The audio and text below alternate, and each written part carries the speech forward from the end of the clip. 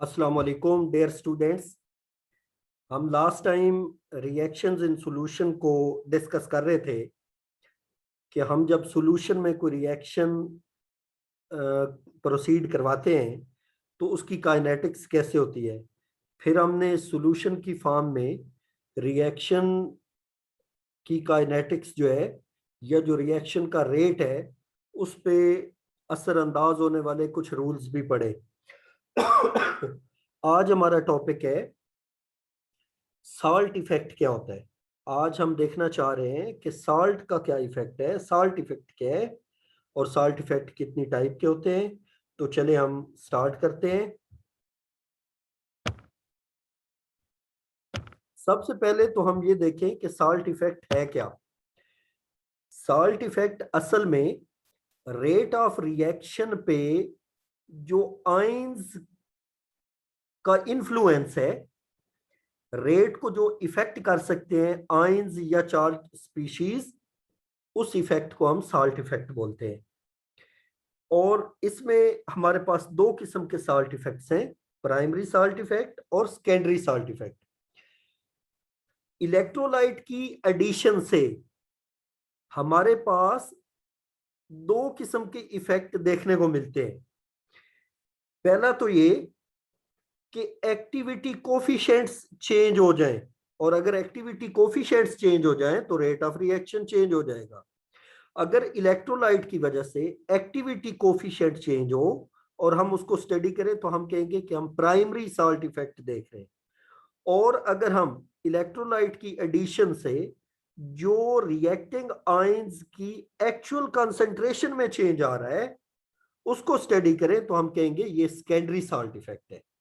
तो हम इसको डिफाइन कर सकते हैं, primary salt effect, the effect of electrolytic concentration on activity coefficient and hence rate of reaction, while the secondary salt effect may be defined as, ये second number है इसका secondary salt effect का। जरा इसको मैं ठीक कर दूं। Secondary salt effect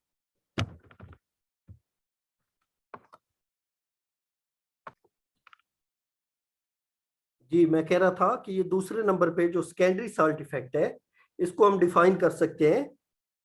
secondary salt effect is the actual change in the concentration of reacting ions due to addition of electrolyte।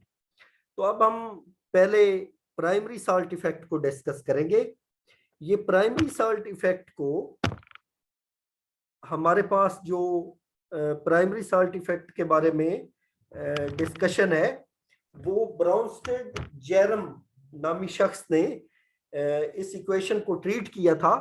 ब्राउनस्टेड Jeram नामी शख्स ने एक्टिवेटेड कॉम्प्लेक्स थ्योरी की बेस पे ट्रीट करते हुए, कुछ पोस्टुलेट्स को देखते हुए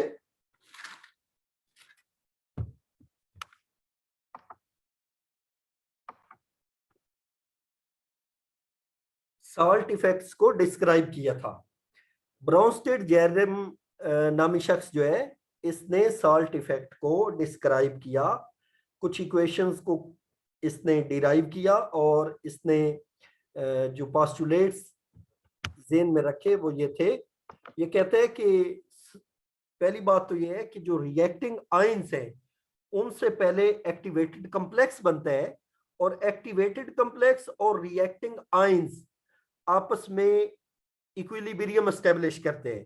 यहाँ पे ये डबल एरो होना था, लेकिन इसको आप यूं ही समझें कि ये रिवर्सिबल रिएक्शन के लिए जो डबल एरो होता है, यानी हाफ एरोज जिस तरह फॉरवर्ड और बैकवर्ड डायरेक्शन वाले, तो आप इसे वही कंसीडर करिएगा रिवर्सिबल रिएक्शन वाला जो है। तो ए और बी दो हमारे पास रिएक्टिंग आयंस हैं जिनके ए का जो चार्ज है, जो ऊपर यहाँ पे इस आयन का चार्ज है वो जेड ए है, वाइल इस बी का जेड बी है। ये चार्ज है ऊपर, यानी वैलेंसीज है, और ये आपस में कंबाइन होके हमारे पास एक्टिवेटेड कॉम्प्लेक्स बना रहे हैं। ये एक्टिवेटेड कॉम्प्लेक्स ए बी ये हैश जो है ये एक्टिवेटेड कॉम्प्लेक्स के लिए हमने रखा हुआ है, और इस पे जो चार्ज है वो ZA प्लस ZB है, और फिर ये एक्टिवेटेड कॉम्प्लेक्स फर्दर जाके प्रोडक्ट में चेंज होता है। अब पहला हमारे पास पोस्टुलेट ये है कि रिएक्टिंग आयंस, जिस तरह ये A और B है, ये आप एक्टिवेटेड कॉम्प्लेक्स बनाते हैं, और एक्टिवेटेड कॉम्प्लेक्स और ये दोनों रिएक्टिंग आयंस आपस में इक्विलिब्रियम की कंडीशन में होते हैं। और दूसरा पोस्टुलेट कि जो रेट ऑफ रिएक्शन है वो डिपेंड करेगा कि कितने एक्टिवेटेड कॉम्प्लेक्स बने। अब जितने ज्यादा एक्टिवेटेड कॉम्प्लेक्स बनेंगे उतने ही ज्यादा प्रोडक्ट बनेंगे, क्योंकि कई सारे तो ऐसा भी चांस होगा कि यहाँ पे ए और बी आपस में कंबाइन होके एक्टिवेटेड कॉम्प्लेक्स बना ही नहीं सकेंगे, कंबाइन होंगे लेकिन फिर एक्टिवेटेड कॉम्प्लेक्स बनने से पहले ही वो खत्म हो जाएंगे, एनर्जी बैरियर नहीं क्रॉस कर सकेंगे। या यूं भी होगा कि यहाँ पे एक्टिवेटेड कॉम्प्लेक्स बने और वापस वो रिएक्टेंट्स में चेंज हो गए।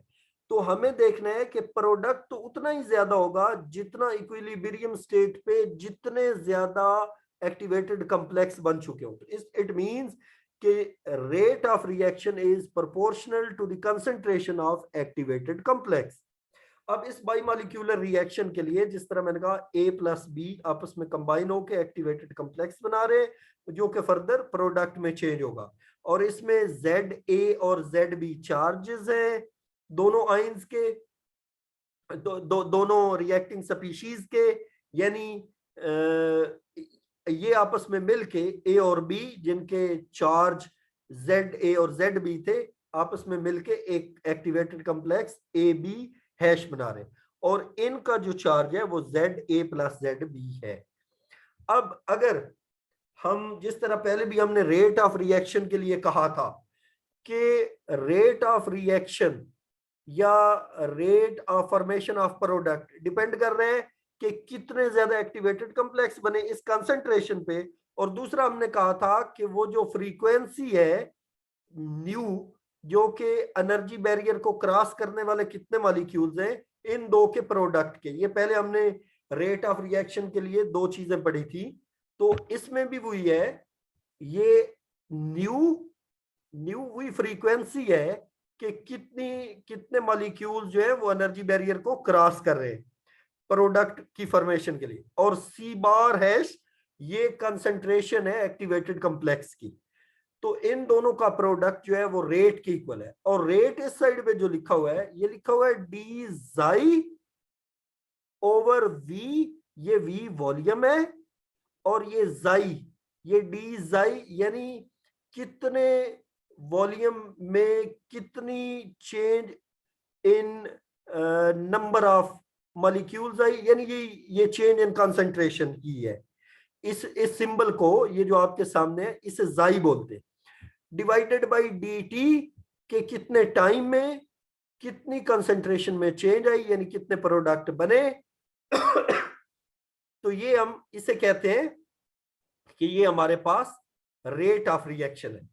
तो ये रेट ऑफ रिएक्शन जो कि इक्वल है न्यू और C बार हैश के, हमने पहले भी ये C बार हैश और न्यू को रिएक्शन इन सॉल्यूशन वाली प्रेजेंटेशन में या उस लेक्चर में डिस्कस किया था।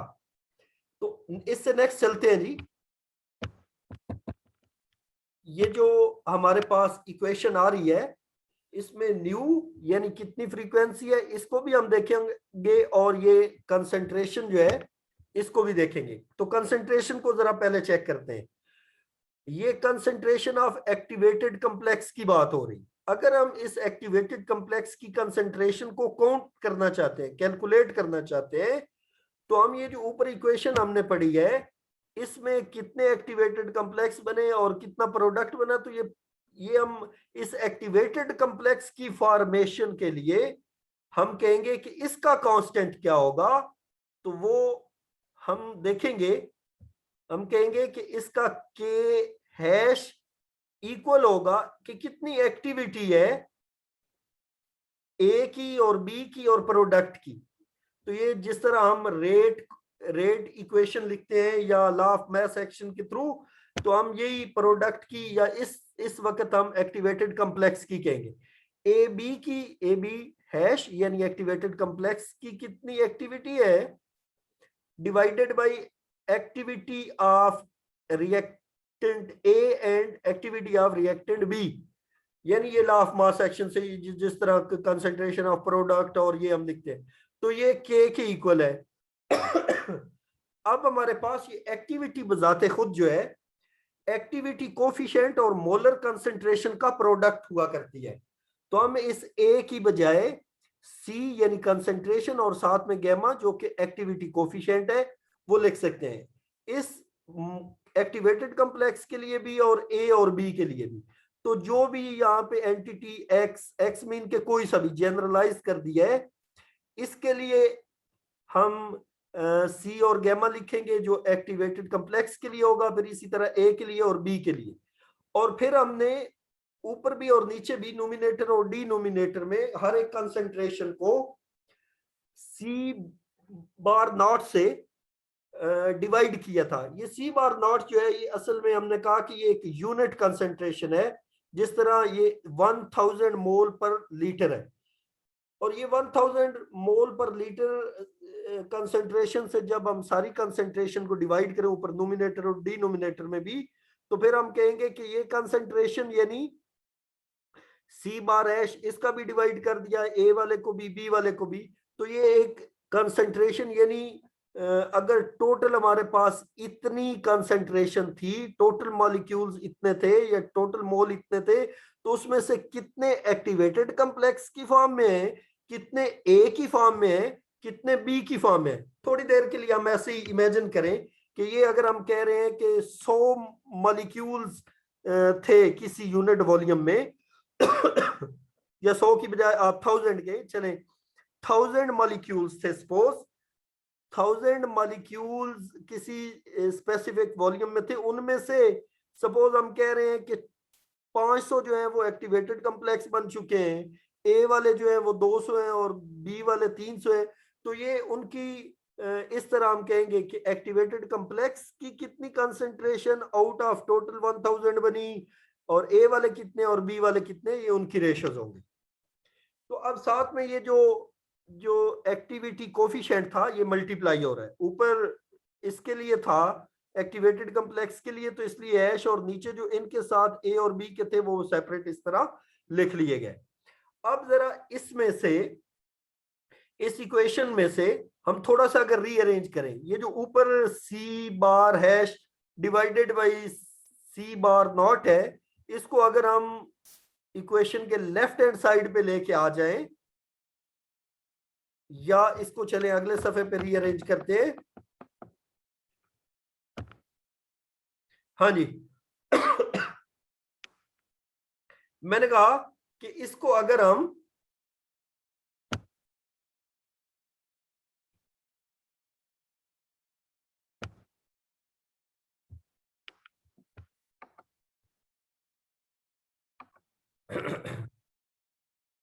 हाँ जी, तो मैं कह रहा था कि अगर इस इक्वेशन में ये जो ऊपर इधर नोमिनेटर में सपोज लिखा हुआ है सी बार हैश और ये divided by C bar naught, इसको लेफ्ट हैंड साइड पे लेके आ जाए और यहाँ पे जो के हैश है इसको दूसरी साइड पे यानी राइट हैंड साइड पे लेके आ जाए, तो फिर हमारे पास इक्वेशन जो है वो यूं बन जाएगी, ये सी बार हैश और ये साथ में इसको, अच्छा यहाँ पे ये एक्टिविटी कोफिशिएंट्स भी होने हैं, वो साथ में यहाँ पे लिखे हुए नहीं है, लेकिन ये वाला जो फैक्टर है, ये वाली जो फ्रैक्शन है gamma A gamma B divided by gamma hash, ये भी साथ इधर होगी।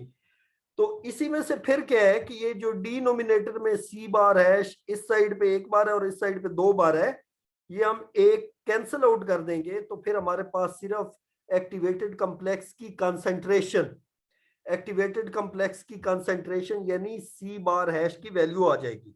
ये जो सी बार हैश की वैल्यू है, इसको हम लेके जाएंगे वहां पे लिखेंगे जो कि रेट ऑफ रिएक्शन की हमने इक्वेशन पढ़ी थी, यानी डी जाए over V over D T यानी रेट ऑफ रिएक्शन जो है इज इक्वल टू न्यू और सी बार हैश था, ये सी बार हैश की वैल्यू यहाँ पे लिख दी गई है, यानी कंसंट्रेशन की वैल्यू लिख दी है। ये कंसंट्रेशन की वैल्यू जिस तरह लिखी, इसी तरह हम न्यू की वैल्यू भी कैलकुलेट करेंगे, क्योंकि रेट में दो ही चीजें आपस में मल्टीप्लाई हो रही हैं, कंसंट्रेशन और फ्रीक्वेंसी। तो अब ये जो न्यू है इसको हमने पहले भी एक लेक्चर में चेक किया था कि E is equal to H nu, और इसी तरह E is equal to K T, और ये के प्राइम हमने लिख लिया के प्राइम, और फिर दोनों एनर्जीज को इक्वल किया, H nu is equal to K prime T, और फिर यहां से न्यू की वैल्यू ये कैलकुलेट कर दी। ये न्यू की वैल्यू रेट ऑफ रिएक्शन में जहां पे न्यू लिखा हुआ है वहां पे रिप्लेस करेंगे।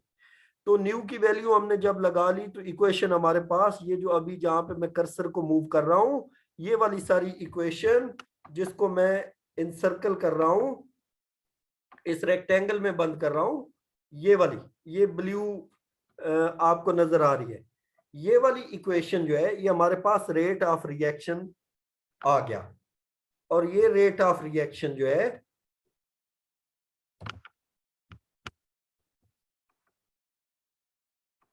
जिसे मैंने यहां पे रेक्टेंगल में बंद किया है, मैं कह रहा हूं कि ये रेट ऑफ रिएक्शन की इक्वेशन आ गई, जिसमें यहाँ पे ये न्यू की वैल्यू और ये कंसंट्रेशन ऑफ एक्टिवेटेड कॉम्प्लेक्स की वैल्यूज आ गई। अब इसी इसी में से अगर आपको याद हो, हमने पहले भी ये डिस्कस किया था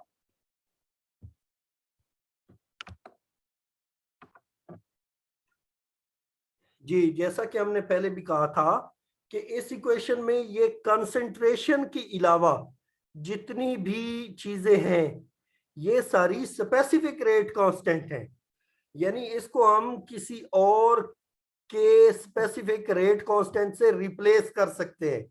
यानी इसको अगर मैं कंसंट्रेशन वालों को बीच में से हटा लूं और ये राइट हैंड साइड पे बाकी सारी चीज को मैं किसी और के यानी स्पेसिफिक रेट कांस्टेंट से रिप्लेस कर सकता हूं।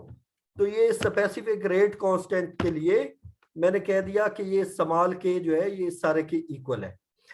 अच्छा, अब चूंकि हमारे लिए जी, अब चूंकि हमारे लिए ये देखना जरूरी है कि यहाँ पे रिएक्शन का रेफरेंस पॉइंट क्या है। रेफरेंस पॉइंट यहाँ पे हम चूंकि सॉल्यूशन की फॉर्म में रिएक्शन ले रहे हैं तो हम कहेंगे कि सॉल्यूशन की फॉर्म में जो रेफरेंस स्टेट है वो यूनिट एक्टिविटी है, यानी यूनिट एक्टिविटी का रेफरेंस यहाँ पे सॉल्यूशन वाला है।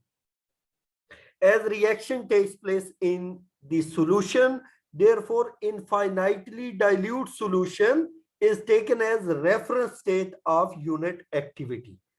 तो हम जिस तरह इनफाइनाइट डाइल्यूट सॉल्यूशंस की फॉर्म में हम ये एक्टिविटी कोफिशिएंट्स जो है ये गैमा ए बी और गैमा एच इनकी वैल्यूज 1 लेते हैं, इसी तरह यहां पे लेंगे। तो फिर हम इनफाइनाइट डाइल्यूट सॉल्यूशंस के लिए तमाम एक्टिविटी कोफिशिएंट्स की वैल्यू यूनिट यानी 1 पुट करेंगे, और जब वो 1 पुट करें ये सारा जब 1 डिवाइडेड बाई 1 हो जाए तो ये इनफाइनाइट डाइल्यूट सॉल्यूशन को हम के नॉट से भी रिप्रेजेंट करते हैं, ये भी एक लेक्चर में हमने डिस्कस किया था। तो हम ये बाकी फैक्टर जो है इसको सारे को लिखने की बजाय ये के नॉट या इसकी ये जो वैल्यू आई है इसको भी लिख सकते हैं। नेक्स्ट स्लाइड पे जरा चलते हैं।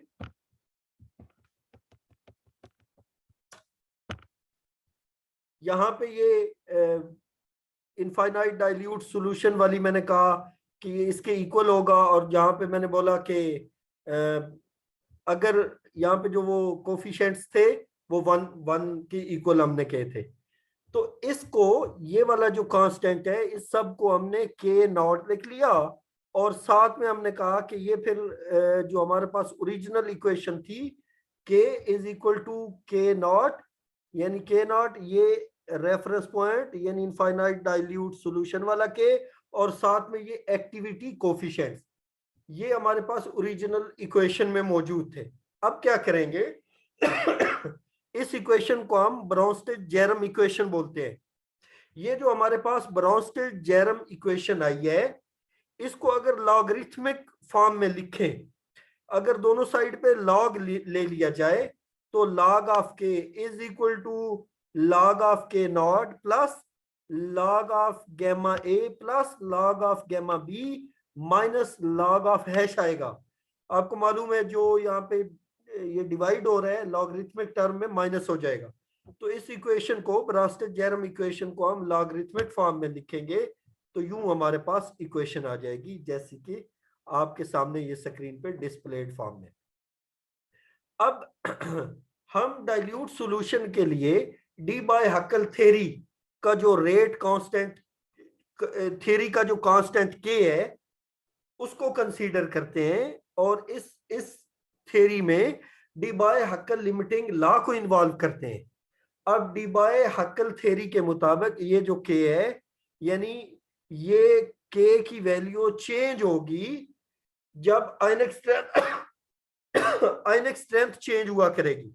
और आयनिक स्ट्रेंथ कैसे होती है, जरा एक और इक्वेशन देखें। ये जो गैमास है यानी जो एक्टिविटी कोफिशिएंट्स हैं, इसकी वैल्यू क्या होती है, ये Debye Huckel limiting law में हमने इक्वेशन पहले पढ़ी हुई कि log of gamma is equal to minus A into Z I, के जो भी जिस भी स्पीशीज की बात कर रहे हैं उसका जो चार्ज है उसका स्क्वायर डॉट अंडर ये स्क्वायर रूट ऑफ आई सी।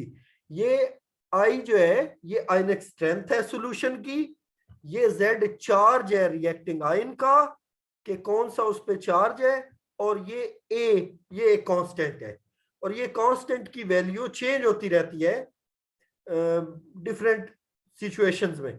तो ये ए जो है बहरहाल यहाँ पे 0.5 हमने इसकी कांस्टेंट वैल्यू कंसीडर की। बाकी ये जो मैंने कहा कि गैमा है ये एक्टिविटी कोफिशिएंट है, ए जो है ये डी बाय हकल कांस्टेंट है।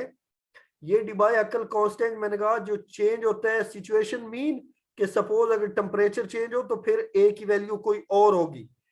25 डिग्री सेंटीग्रेड पे जो इस डी बाय हकल कांस्टेंट की वैल्यू है वाटर में वो 0.5 है यानी हाफ है।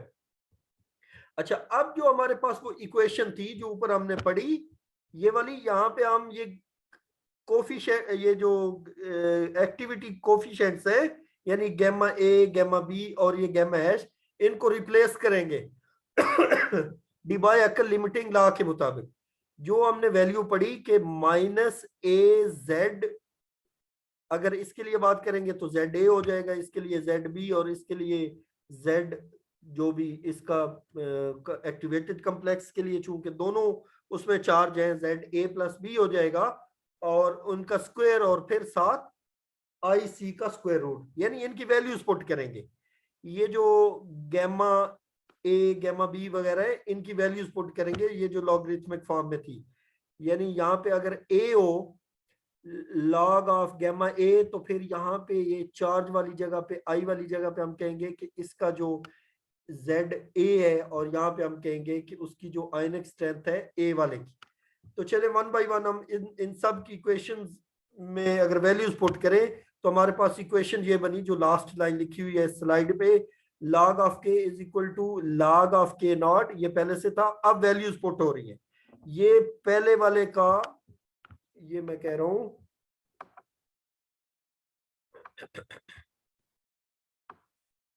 ये तो पहले से थी और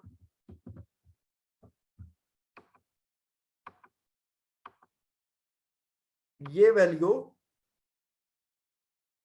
यहां तक ये गैमा ए की वैल्यू आ गई log ऑफ गैमा ए की, और इसी तरह जो नेक्स्ट है ये log ऑफ गैमा बी की, और इसी तरह फिर ये एक्टिवेटेड कॉम्प्लेक्स की। तो चूंकि यहाँ पे माइनस, अगर इक्वेशन में देखें ऊपर जो हमने इक्वेशन डिराइव की थी यहाँ पे ये minus log of gamma hash था, तो ये वाला इसकी अपनी वैल्यू b माइनस में है, तो ये माइनस माइनस प्लस आ जाएगा। इक्वेशन हमारे पास ये एंड पे आ गई ये सारी। और यहाँ पे ये जो चार्ज जेड ए और जेड बी एक्टिवेटेड कॉम्प्लेक्स के लिए ये सम अप है दोनों चार्जेस का तो उनका स्क्वायर आ गया।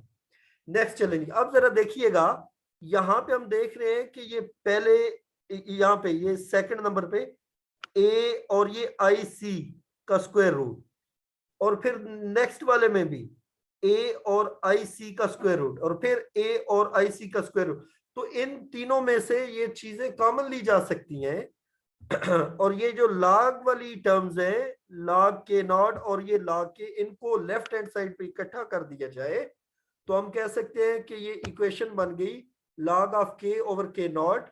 और इस साइड पे हमने दो चीजें कॉमन ले ली, एक माइनस ए और दूसरी साइड पे ये आई सी, ये दोनों चीजें कॉमन है।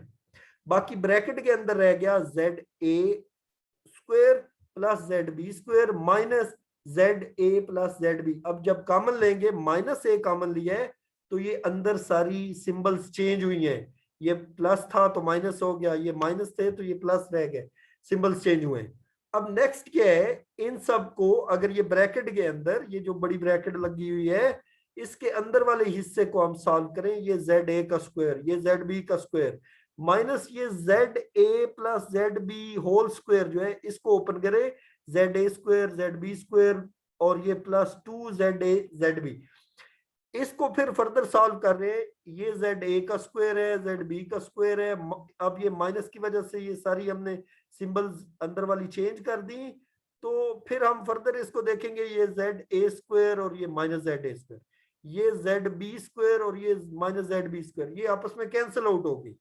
हमारे पास यहाँ पे बाहर माइनस ए रह गया और अंदर रह गया minus 2 Z A Z B और बाहर रह गया आई सी।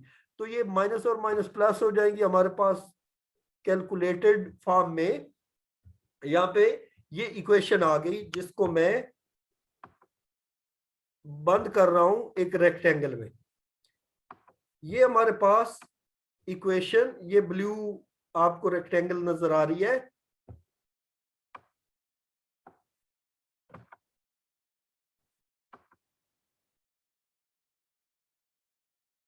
ये जो ब्लू रेक्टेंगल आपको नजर आई,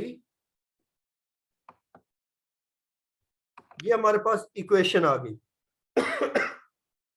अब मैंने कहा कि 25 डिग्री सेंटीग्रेड पे अगर आपने वाटर को सॉल्वेंट रखा हुआ हो तो इसकी जो वैल्यू है ए की वो हमारे पास 0.5 है, तो वैल्यू मैंने पुट कर दी 0.5 और ये बाय 2 है, तो ये आपस में मल्टीप्लाई होके 1 हो गया, हाफ और 2 मल्टीप्लाई होके, तो हमारे पास यहाँ पे log of K over K naught is equal to Z A Z B square root of I C, ये हमारे पास रह गया। अब जरा इससे नेक्स्ट चलते हैं, ये इक्वेशन हमें क्या कह रही है, जरा इसको समझे।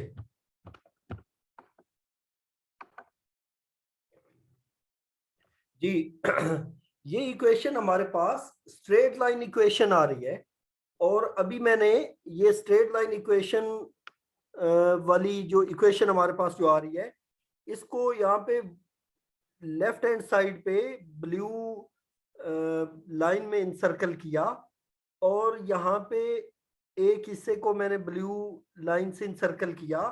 आप देखें कि ये y is equal to M x plus c अगर होता है, अगर यहाँ पे होता तो इसमें इंटरसेप्ट नहीं है, तो ये एक स्ट्रेट लाइन इक्वेशन में ये y एक्सेस पे अगर आप log of k over k not रखें और x एक्सेस पे स्क्वायर रूट ऑफ आई सी, यानी जो आयनिक स्ट्रेंथ है उसको आप x एक्सेस पे रखें, तो ये जेड ए और जेड बी ये स्लोप को डिफाइन करेंगे, यानी y is equal to M x.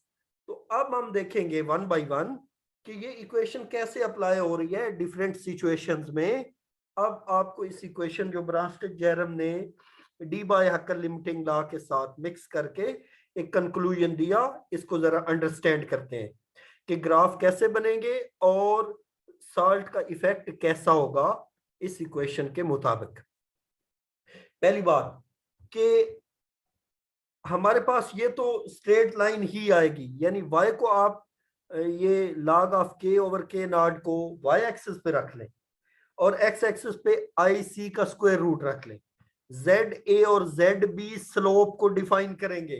कैसे, जरा देखते हैं।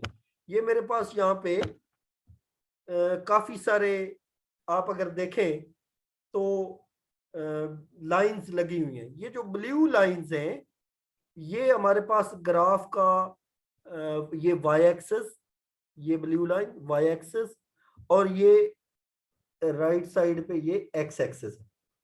तो ये ब्लू लाइन तो हो गई हमारे पास एक्सिस की। ये जो नीचे यहाँ पे इस ब्लू लाइन से नीचे वाला पोर्शन है ये वाला, ये माइनस वाई वाला है। अब अगर हम सिर्फ इतने हिस्से को जिस पे मैं कर्सर मूव कर रहा हूं ये, और फिर राइट हैंड साइड में यूं, मैं इससे ऊपर ऊपर अगर बात करूं तो ये हमारे पास यहाँ पे ये 2a 2b और 2c लिखा हुआ है, जबकि यहाँ पे 3a 3b लिखा हुआ है, और ये जो लाइन सीधी है ये 1 लिखा हुआ है। ये क्या है, मैं अभी आपको इक्वेशन से एक्सप्लेन करता हूं। ये आप थोड़ी देर के लिए इसको फोकस करें और मैं समझाता हूं ये मैं कहना क्या चाह रहा हूं। कि ग्राफ सपोज अगर मैं सिर्फ ये पहली लाइन को कंसीडर करूं कि ये बिल्कुल सीधी ऐसे, ये जो जिसके साथ मैंने 1 लिखा हुआ है इसको कंसीडर करूं, तो मैं ये कह रहा हूं कि ये भी एक स्ट्रेट लाइन है और बाकी सारी भी स्ट्रेट लाइंस है। जो 2a 2b 2c या 3a 3b ये सारी स्ट्रेट लाइन है। लेकिन ये नंबर 1 क्या कह रही है, नंबर 2 ए बी सी की डिफरेंट कंडीशंस कौन सी हैं और ये क्या एक्सप्लेन करना चाह रही हैं। ये जो डॉट्स हैं ये तो एक्सपेरिमेंटल पॉइंट्स हैं, लेकिन ये जो लाइंस हैं चाहे वो रेड कलर में, ग्रीन में या ब्लैक में या ब्लू में, ये स्ट्रेट लाइंस प्रिडिक्टेड लाइंस हैं।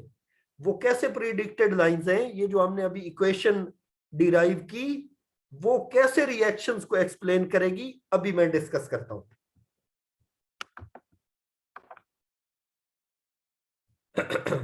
जी, यहां पे अगर मैं कहूं यही वाली जो बातें मैंने की हैं इसको अगर मैं कहूं तो ये, हाँ, ये हम प्लॉट कर रहे हैं ग्राफ को इन दो एंटिटीज के अगेंस्ट, वाई एक्सिस पे ये, एक्स एक्सिस पे ये, तो फिर ये सीधी लाइंस होंगी। और मैंने कहा कि इक्वेशन के जो हमारे पास इक्वेशन आई है उसके एक्सपेरिमेंटल रिजल्ट की बेस पे वो पॉइंट्स हैं। अच्छा, ये पॉइंट्स मैंने सारी लाइंस पे नहीं लगाए, वैसे ये सब पे होने हैं।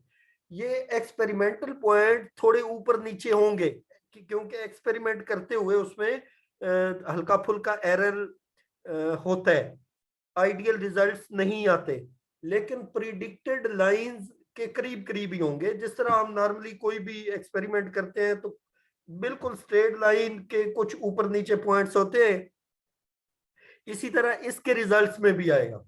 कुछ पॉइंट्स ऊपर होंगे, कुछ नीचे होंगे, कुछ एग्जैक्टली लाइन के ऊपर फॉल कर रहे होंगे। अच्छा, क्योंकि ये एक्चुअल रिजल्ट्स जो है एक्सपेरिमेंटल जो होते हैं वो थोड़े डिफरेंट होते हैं प्रिडिक्टेड से, थोड़ा एरर उनमें हो सकते हैं। अच्छा, ये मैं सारी लाइंस पे मैंने नहीं लगाए, लेकिन आप समझ जाएं कि इनके भी पॉइंट्स इसी तरह ऊपर नीचे होंगे। अब मैं कह रहा था कि एक्सप्लेन करूंगा कि कैसे इसकी स्लोप को डिफाइन करेंगे। देखिए ये सारी स्ट्रेट लाइंस हैं। अगर हम कंपेयर करें इस 1 को 2a से, ये दोनों स्ट्रेट लाइंस हैं, ब्लू और ये रेड वाली जो ऊपर लाइन है, ये दोनों है तो स्ट्रेट, लेकिन इनका बिहेवियर क्या कह रहा है। अगर यहाँ पे कोई लाइन है तो इसका मतलब है ये स्ट्रेट लाइन तो है लेकिन इसकी स्लोप इस 2a वाली से डिफरेंट है। इसी तरह ये 2b वाले की भी स्लोप डिफरेंट है, 2c वाले की भी स्लोप डिफरेंट है। स्लोप मींस कि कितना चेंज आया y एक्सिस में with respect to x axis, कि x एक्सिस में कितने चेंज के साथ y एक्सिस में कितना चेंज आया, तो ये स्लोप है। अब जरा देखते हैं। मैं अगर एक्सपेरिमेंटल एक केस डिस्कस करूं कि हमारे पास ये कोई रिएक्शन है, ये रिएक्शन की एग्जांपल यहाँ पे ये जो पोर्शन अभी मैंने थोड़ा हाईलाइट किया है, ये देखिए नीचे एक इक्वेशन लिखी हुई है कि हमारे पास दो कोई रिएक्टिंग स्पीशीज थी और इसमें सबसे पहले मैंने कहा कि ये जो हमारे पास रिएक्टेंट है इसके ऊपर +3 चार्ज है। जबकि यहाँ पे ये दूसरा यानी वाटर मॉलिक्यूल है, इसके ऊपर तो कोई चार्ज ही नहीं है। तो जब ऐसी सिचुएशन हो कि यहाँ पे कोई एक स्पीशी पे तो चार्ज है और दूसरी पे जीरो चार्ज है, तो जेड ए और जेड बी का प्रोडक्ट यानी इनको मल्टीप्लाई करें तो ये +3 और ये जीरो, ये तो जीरो के साथ मल्टीप्लाई होके जीरो हो गया। तो इट मींस के प्रोडक्ट इन दोनों का जो था जेड ए और जेड बी का वो जीरो हो गया। ये पहली सिचुएशन है, when Z A and Z B the product of Z A and Z B is zero. जब ऐसा सीन हो तो फिर स्लोप जीरो होगी, और अगर स्लोप जीरो हो तो फिर ग्राफ कैसा आएगा, इसका अगर रिएक्शन हो रहा हो तो फिर जो हमारे पास ग्राफ नंबर 1 था यानी ये 1 स्ट्रेट लाइन आएगी ऐसे बिल्कुल सीधी, ये इसके ऊपर समझें कि ये ग्राफ ही है, यहाँ इसके ऊपर ही पॉइंट्स आएंगे, यानी इसका मतलब ये हुआ चूंकि जेड ए और जेड बी का प्रोडक्ट जीरो है तो स्लोप जीरो हुई, यानी स्ट्रेट लाइन बिल्कुल सीधी और कोई चेंज नहीं आ रहा वाई में, चाहे एक्स में चेंज आ भी रहा है, यानी उस पर डिपेंडेंस नहीं रही। एक्स के चेंज होने के साथ वाई का कोई लिंक ना रहा, यानी इसको मैं यूं कहूंगा, when Z A multiplied by zb is equal to 0 for plot 1 for the reaction between non-electrolyte and an ion, the primary salt effect is 0. Hence, the ionic concentration has no effect on the rate of reaction on the velocity of reaction. यानी इसमें जो K जो rate constant था उस पर कोई effect ही नहीं पड़ेगा। जो हमारे पास ये इक्वेशन थी log of K over K not, यहाँ पे जब जीरो हो गया तो इट मींस के आयनिक यहाँ पे IC चेंज होता भी रहे तो यहाँ पे कोई रेट कांस्टेंट पे फर्क नहीं पड़ेगा। कब? जब इनका प्रोडक्ट जीरो होगा, और वो कब होगा? जब एक रिएक्टिंग स्पीशी पे तो कोई चार्ज हो लेकिन दूसरी पे ना हो, यानी एक आयन है और दूसरा आयन नहीं है, उस पर कोई वैलेंसी नहीं है, वो इलेक्ट्रोलाइट है ही नहीं। तो हमने ये कंक्लूड किया जिस तरह ये केस था। दूसरी बात, अब जरा सेकंड ए की बात करते हैं। ये वाला जो ग्राफ था इसमें सेकंड ए देखें जरा, ये सेकंड ए में हम देख रहे हैं कि वाई एक्सिस में चेंज आ रहा है, जो जो एक्स एक्सिस में चेंज आ रहा है, ये चेंज है। और ये कब है? ये पॉजिटिव चेंज है, यानी जब एक्स में कोई चेंज आ रहा है, एक्स बढ़ रहा है तो वाई भी बढ़ रहा है। यहाँ पे अगर आप इसका चेंज देखेंगे, डेल्टा वाई और डेल्टा एक्स की रेशियो देखेंगे तो एक्स एक्सिस में जब चेंज आ रहा है तो वाई में भी चेंज आ रहा है, और ये पॉजिटिव चेंज है। तो इट मींस हम इसे कहेंगे कि when Z A multiplied by Z B is positive, अगर ऐसा हो जिस तरह ये सेकंड ए के लिए मैंने कहा। सपोज अब वैलेंसी इसमें नेगेटिव है, पहले रिएक्टिंग मॉलिक्यूल पे बी माइनस है और दूसरे पे भी माइनस है, हाइड्रोक्सिल आयन है, लेकिन इन दोनों माइनस माइनस का जो प्रोडक्ट बन रहा है यहाँ पे जेड ए और जेड बी का प्रोडक्ट, तो ये माइनस इंटू माइनस ये +1 आ रहा है। तो ये 1 चूंकि प्रोडक्ट में पॉजिटिव चेंज क्रिएट कर रहा है तो हमारे पास ग्राफ कैसा बनेगा, या इसका मतलब क्या होगा, इसको ऊपर वाली लाइन में पढ़े, when product of ZA and ZB is positive, salt effect will also be positive and K यानी rate constant will also increase। तो फिर क्या होगा, रेट कांस्टेंट की वैल्यू बढ़ेगी। ये देखें यहां पे ये इस साइड पे log of K over K not है, यानी स्पेसिफिक रेट कांस्टेंट, और या जो डाइल्यूट सॉल्यूशन का रेट कांस्टेंट था उसका, और ऊपर log K जो रेट कांस्टेंट की रेशो हम ले रहे हैं, और यहाँ पे IC यानी जो IC का स्क्वायर रूट है इस साइड पे एक्स एक्सिस में। तो ये क्या कह रहा है ये कह रहा है कि जो जो IC बढ़ेगा इसी तरह यहाँ पे रेट कांस्टेंट बढ़ेगा। ये रेड वाला 2A ये डिनोट कर रहे हैं। तो इसका मतलब है कि रेट कांस्टेंट की वैल्यू ज्यादा होगी जो जो ये देखे ना, सपोज यहाँ पे कोई 0.1 कह लें, सपोज ये 0.1 है। जब इधर थोड़ा आई सी की value, square root of I सी की वैल्यू थोड़ी हो, तो यहाँ पे log of K over K not की वैल्यू भी वाई एक्सिस पे थोड़ी है। लेकिन जो ही आई सी बढ़ता गया बढ़ता गया बढ़ता गया इस साइड में, तो इसी तरह ये स्लोप ये बता रही है कि इसी तरह y की वैल्यू यानी log of K over K not की वैल्यू भी बढ़ रही है। तो ये पॉजिटिव एक इंक्रीज था।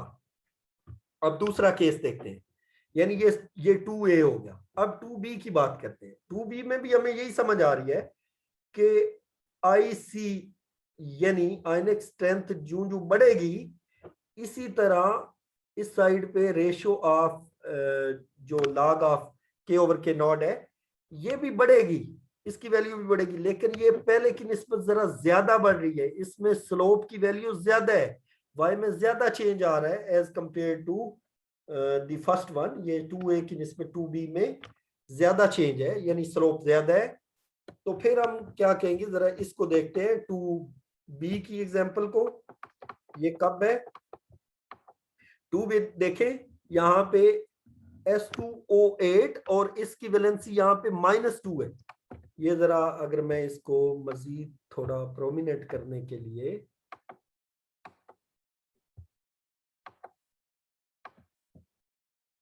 हाँ जी ये देखें जी, तो मैं कह रहा हूं कि इसकी वैलेंसी यहाँ पे -2 और दूसरे की वैलेंसी -1 है। इन दोनों को जब आप -2 और -1 को मल्टीप्लाई करेंगे तो ये +2 आएगा। ये पॉजिटिव स्लोप होगी और ये पहले वाले की निस्बत ज्यादा है। पहले में +1 आया था प्रोडक्ट ऑफ ZA ZB, अब +2 आ रहा है। तो यही वजह है ग्राफ जो है हमारे पास, ग्राफ ये 2b का ऐसे होगा, ये ग्रीन वाली रो जो ये 2a की निस्बत ज्यादा स्लोप आएगी, क्योंकि यहाँ पे 1 थी यहाँ पे 2 है। और ये 2c जो है इसकी इससे भी ज्यादा होगी। वो कब केस होगा, अब 2b और 2c को जरा देखें। यहाँ पे यहाँ पे ये 2c, इसमें क्या हो रहा है, इसमें हमारे पास यहाँ पे ये +2 और +2 है, ये यहाँ पे +2 है जी। तो ये हमारे पास, अगर इसको भी मैं थोड़ा प्रोमिनेंट करने के लिए जी, अब दोनों जो रिएक्टिंग आइंस हैं यहाँ पे +2 और ये +2, इन पे जो वैलेंसीज हैं उनका प्रोडक्ट जो है वो +4 आ रहा है। अब चाहे यहाँ पे -2 होता या +2 होता, लेकिन चूंकि इनका अब प्रोडक्ट बड़ा है as compared to this example, तो फिर क्या है, इसका स्लोप की वैल्यू और ज्यादा होगी, यानी होगा ये पॉजिटिव साइड पे ही, लेकिन इसकी वैल्यू स्लोप की और ज्यादा होगी। तो इसका मतलब है कि रेट कांस्टेंट और ज्यादा बढ़ जाएगा। यहाँ पे ये देखें, ये 2c में ये जो ब्लैक वाली रो है, ये इसके कंपैरिजन में y में ज्यादा चेंज आ जाता है। इन दोनों को अगर कंपेयर करें या तीनों को कंपेयर करें तो 2a में जरा कम चेंज आता है x में चेंज के रिस्पेक्ट से, लेकिन 2b में y का चेंज बहुत ज्यादा है और 2c का उससे भी ज्यादा है। तो इसका मतलब है स्लोप की वैल्यू बढ़ती जा रही है। वो रीजन यही थी कि यहाँ पे स्लोप 1 था, यहाँ पे स्लोप 2 और यहाँ पे स्लोप 4 थी। अब चलते हैं जरा ये ग्राफ के ये ब्लू लाइन से नीचे वाले 3a और 3b को डिस्कस करते हैं।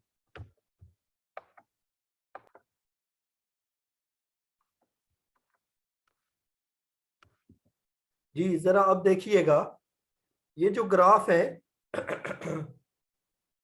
ये जो ग्राफ है इनको जरा अगर आप नोट करें तो ये अभी मैंने इसको y एक्सिस और x एक्सिस को, कि x एक्सिस पे स्क्वायर रूट ऑफ आई सी है और y एक्सिस पे log of k over k not है, और ऊपर ब्लू लाइन से ऊपर, इस ब्लू लाइन से ऊपर जो है ये पॉजिटिव वैल्यूज है 0.2 0.4 एंड सो ऑन, और ये नीचे वाली -2 -4।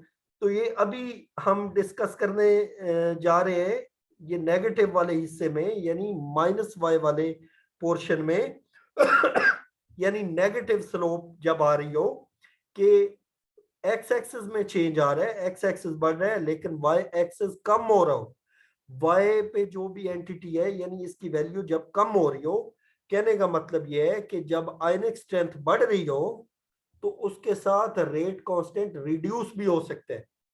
तो वो कब होगा, जरा रिएक्शन देखते हैं 3A और 3B को, जरा देखते हैं जी।